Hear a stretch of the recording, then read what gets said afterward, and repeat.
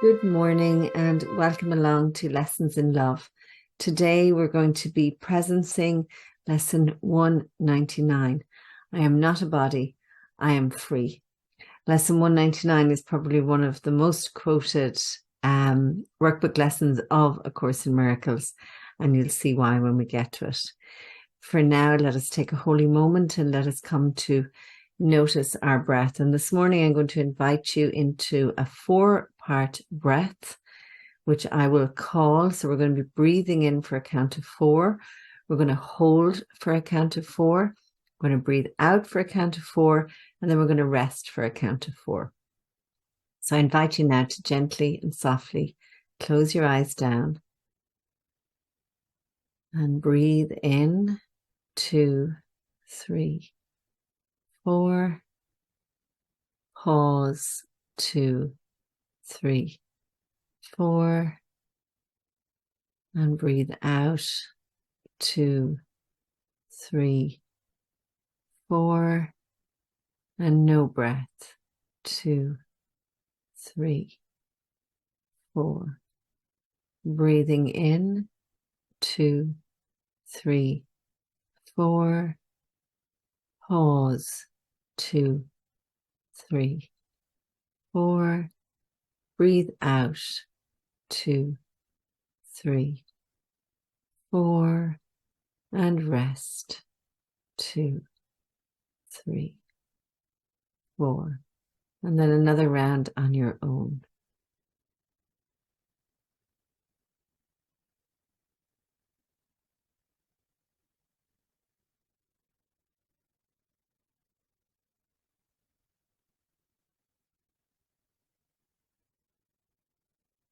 And then we'll bow our heads.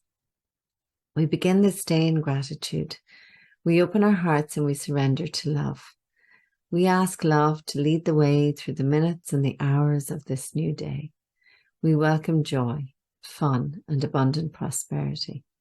We recognize that all encounters are wholesome and that all experiences can be met with a peaceful heart that is anchored in the truth that we are one, that we are love, and that we are free.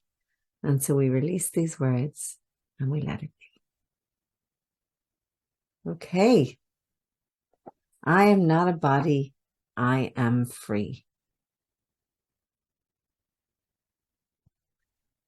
Freedom must be impossible as long as you perceive yourself as a body. The body is a limit.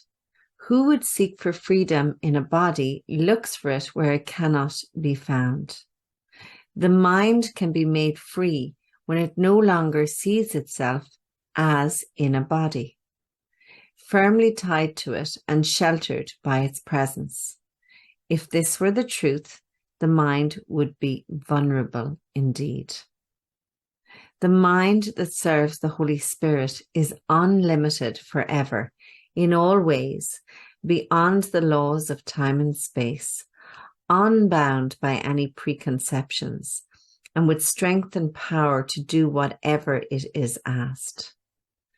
Attack thoughts cannot enter such a mind because it has been given to the source of love, and fear can never enter in a mind that has attached itself to love. It rests in God, and who can be afraid who lives in innocence and only loves? It is essential for your progress in this day that you accept today's idea and hold it very dear. Do not be concerned that to the ego this idea is quite insane. The ego holds the body dear because it dwells in it and lives united with the home that it has made. It is part of the illusion that has sheltered it from being found illusionary itself. Here does it hide, and here can it be seen as what it is. Declare your innocence and you are free. The body fades in your awareness because you have no need of it except the need the Holy Spirit sees. For this, the body will appear as a useful form for what the mind must do. It thus becomes a vehicle which helps forgiveness be extended to the all-inclusive goal that it must reach according to God's plan. So for me, when I read this, what I like to do is to surrender the body along with all my surrendering. You know, when we open our hearts and we surrender to love, well, that includes surrendering the body, because we do have this body as a vehicle and we do dwell in the body and use the body all the time. So it's really important that we don't dismiss it totally, even though this lesson is saying we're not a body. Yes, we're not a body, we are a spirit in a body, but we want to take care of this body because it is what houses our spirit. So just keeping that in our awareness. However, if we ask love to use our body, it will use it well. And that includes exercising, eating the right foods, drinking enough water, etc., because it will just naturally move in that direction if we surrender it completely. So cherish today's idea and practice it today and every day. Make it a part of every practice period you take. There is no thought that will not gain thereby in power to help the world, and none which will not gain in added gifts to you as well. So this lesson serves us really well. We sound the call of freedom round the world with this idea. And who would be exempt from the acceptance of the gifts you give? You know, another thing that's coming to mind is like the body is very dense for the spirit to dwell in, and it takes a lot to be here and for the spirit to stay present in the body and to remind ourselves that like we are free, because we feel we're in this limited thing, but we're not. We're not limited by anything. We are powerful spiritual beings. The Holy Spirit is the home of minds that seek for freedom. In it, they have found what they have sought. The body's purpose is now unambiguous, and it becomes perfect in the ability to serve an undivided goal. So the body is perfect to serve as love. In conflict-free and unequivocal response to the mind, with the thought of freedom as its goal, the body serves its purpose well. Without the power to enslave, the body is a worthy servant of the freedom of the mind, which the Holy Spirit seeks. So we're no longer caught up with the body and think that we are completely identified with this body and that this body is all that we are. We're now realizing that we are so much more. Be free today and carry freedom as your gift to those who still believe they are enslaved within a body. Be free so that the Holy Spirit can make use of your escape from bondage to set free the many who perceive themselves as bound and helpless and afraid. Let love replace their fears through you. Accept salvation now and give your mind to the Holy Spirit, who calls to you to make this gift to it. For it would give you perfect freedom, perfect joy, and hope that finds its full accomplishment in God. You are God's child. In immortality, you live forever. So this is the most important part, realizing that when this body falls away, you will still exist. And we want to come to know the us that will still exist whilst we're in a body, that loving awareness that is who we are. Would you not return your mind to this? Then practice well the thought the Holy Spirit gives for you today. All others stand released with you in it. The world is blessed along with you.